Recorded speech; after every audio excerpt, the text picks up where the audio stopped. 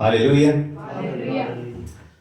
मेरी तरफ से आप सबको, बहनों को, भाइयों को, जो भी बरकत, जो भी नेमत खुदा ने हमें दी है, वो हमारे लिए जरूरी है कि हम दूसरों तक पहुंचाएं।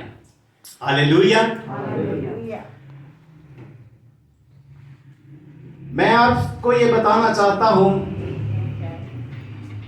कि आप किसके पास आए हैं। इस दुनिया के अंदर कई नबी, पीर, पैगंबर, वली आए, मगर सब के सब मरकर कब्रों में बंद हो गए। उनमें से किसी ने मरकर जिंदा होना तो दूर की बात, किसी ने कब्र से एक उंगली भी बाहर नहीं निकाली।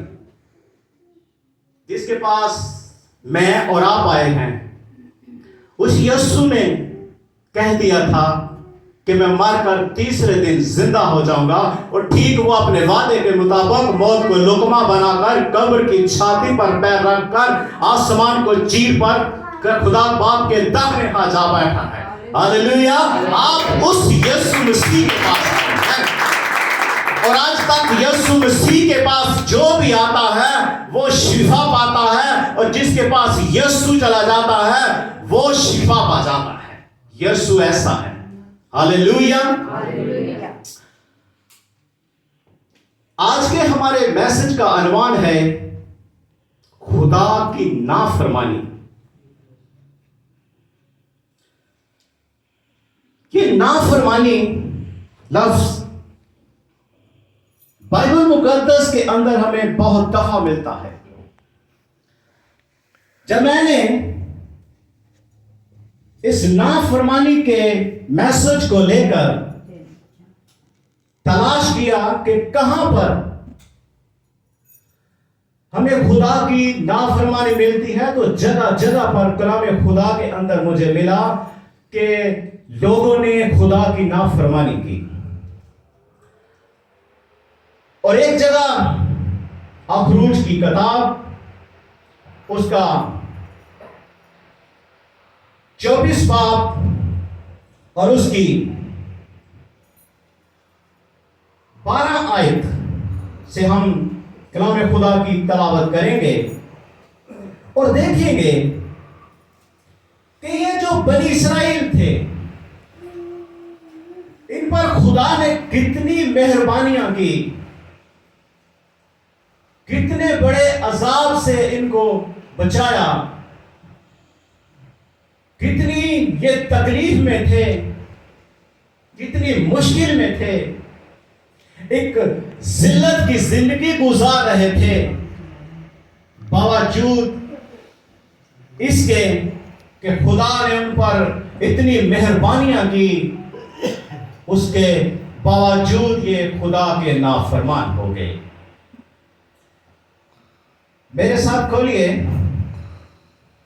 अखरूज की किताब, उसका 24 बाब और 12 आयत से हम कलाम खुदा से सीखेंगे। और खुदा ने मूसा से कहा कि पहाड़ पर मेरे पास आ और वहीं ठहरा रह, और मैं तुझे पत्थर की लोहे और शरीयत और अहकाम जो मैंने तुझे दिए ताकि तू उनको सिखाए।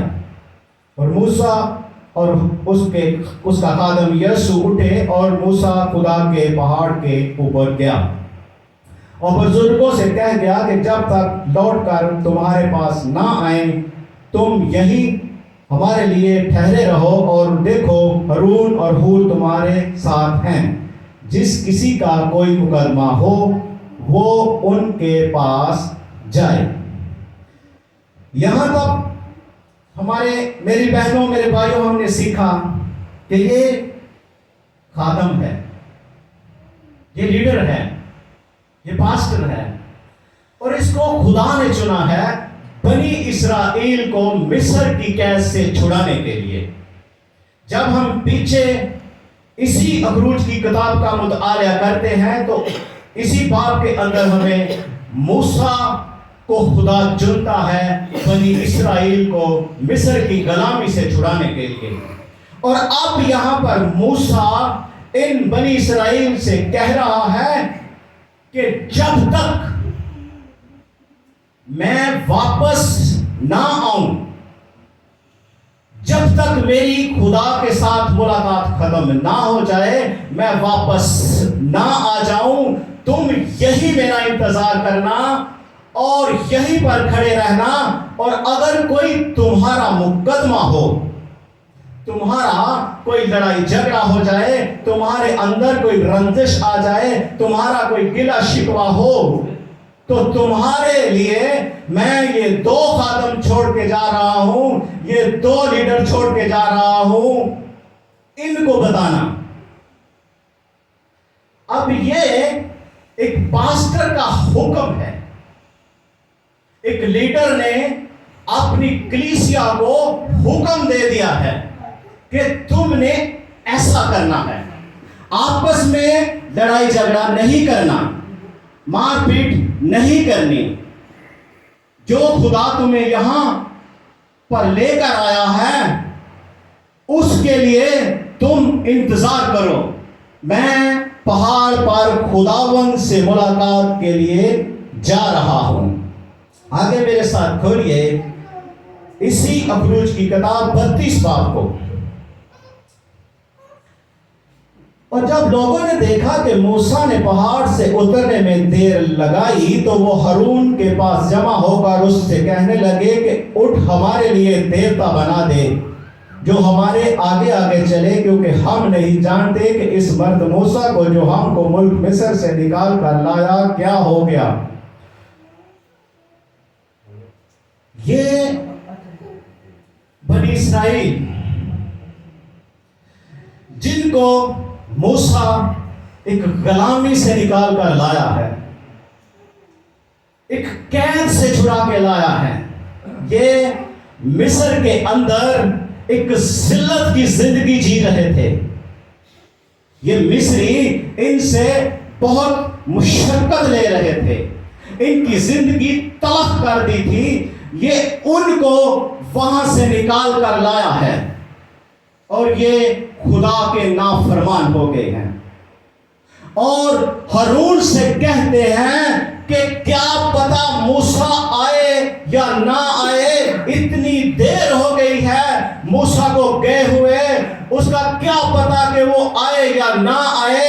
अब तू हमारे लिए ऐसा कर कि हमारे लिए कोई देवता बना दे जो हमारे आगे आगे चले, जिसके हम पीछे पीछे चले, जिसकी हम इबादत करें, जिसके आगे हम अपने नजराने पेश करें, कुर्बानियां चढ़ाएं। क्या पता कि मूसा आए या ना आए, ये नाफरमान हो गए, ये भागी हो गए उस खुदा के। वो खुदा जो इन्हें बहरा कुलजुम को 2 हिस्सों में तकसीम करके इनको पार लगाकर ले आया है, उस खुदा के नाफरमान हो गए हैं जो इन्हें आसमान से मन सलवा बरसाता रहा, तितर बटेर खाने के लिए देता रहा, गोश्त मुहैया करता रहा, कड़वे पानी को मीठे में तब्दील कर दिया। ये उस खुदा को भूल गए हैं, उस खुदा को भूल गए, उसकी नाफरमानी शुरू कर दी, खुदा की बगावत शुरू कर दी है। और हारून के पास जो एक खादम है, पास्टर है, उसके पास आकर उसे कहते हैं कि हमारे लिए एक देवता बना दे। और हारून उनसे कहता है कि तुम्हारे पास जो सोना चांदी है, जो जेवर है, उसे मेरे पास ले आओ। और उसने उसको आग में डाला और उससे सोने का एक बिछड़ा बना दिया और उसको छेनी से दुरुस्त किया है और उसके आगे एक कुर्बान गाह बनाई है। और लिखा है कि बनी इसराइल ने उस बिछड़े की पूजा करना शुरू कर दी। उस खुदा को छोड़कर इस बिछड़े की पूजा करने लग गए हैं और ये भी कहने लगे हैं कि ए इस्राएल, यही तो वो तेरा देवता है जो तुझको मुल्क मिस्र से निकाल कर लाया था। इतनी बड़ी नाफरमानी कर दी, उस खुदा को छोड़ दिया और कहने लग गए कि यही तो वो तेरा देवता है जो तुझको मुल्क मिस्र से निकाल कर लाया था। ये बातें आपस में करने लग गए हैं, कुर्बानियां चढ़ाई हैं उस देवता की, उस बिछड़े सोने के बिछड़े की पूजा की है, इबादत की है उसकी। और ऊपर खुदा सब मंजर देख रहा है। मैं शॉर्टकट में जा रहा हूं। खुदा इस सारे मंजर को देख रहा है और मूसा से कहता है, मूसा तेरे लोग बिगड़ गए हैं, जिनको तू मुल्क मिस्र से निकाल कर लाया था, ये लोग बिगड़ गए हैं। देख, इन्होंने अपने लिए एक सोने का बिछड़ा बना लिया है और उसकी इबादत कर रहे हैं, उसकी पूजा कर रहे हैं, और ये भी कहा है बिगड़ गए हैं। खुदा मूसा से आसमान पर बातें कर रहा है, पहाड़ पर ये डिस्कशन हो रही है मूसा और खुदा के दरमियान। आगे चलकर हम देखते हैं खुदा मूसा फिर भी उनकी सिफारिश कर रहा है। यह है अच्छा पास्टर, ये दर्द रखने वाला पास्टर है। इस पास्टर के अंदर कलीसिया के लिए कोई दर्द है, और एक ये पास्टर है जिसने उनको गलत रास्ते पर चला दिया है। एक ये पास्टर है जिसने ये नहीं कहा शट अप, खामोश रहो, चुप, कोई बात नहीं करेगा। ऐसा लफ्ज कोई अपने मुंह से नहीं निकालेगा। तुम उस खुदा को भूल रहे हो जिसने तुझे बहरा कुलजुम को दो हिस्सों में तकसीम करके पार लगा लिया और उन मिस्रियों को उस समंदर में मार दिया, जिन्होंने तुम्हारा पीछा किया था, जो तुम्हें मारना चाहते थे, उनकी लाशें तुमने अपनी आंखों से देखी हैं। तुम उस खुदा को भूल रहे हो। ये पास्टर को कहना चाहिए था कि तुम्हारे लिए उस कड़वे पानी को मीठे में बदल दिया और तुम्हें खाने के लिए मन दिया, तितर बटेर दिए, और तुम उस खुदा को छोड़ रहे हो। ये उस पास्टर को कहना चाहिए था। आज भी ऐसे पास्टर हैं जो खुदा के कलाम की गलत डेफिनेशन कर रहे हैं। आज भी पास्टर अपनी अपनी दुकानें सजाए बैठे हैं। आज भी ऐसे पास्टर मौजूद हैं जो हारून के नक्शे कदम पर चल रहे हैं, जिनको अपने बच्चों की फिक्र नहीं, जिनको यह फिक्र नहीं कि मेरे पास गाड़ी मोटरसाइकिल टूटी फूटी है, मेरे कपड़े फटे हैं, मेरे पास छोटा मोबाइल है। वो अपनी इन सारी चीजों को नहीं देख रहे। असल पास्टर वो हैं जो सच्चाई से खुदा की खिदमत कर रहे हैं। हालेलुया। ये पास्टर खुदा के सामने खड़ा हो गया है।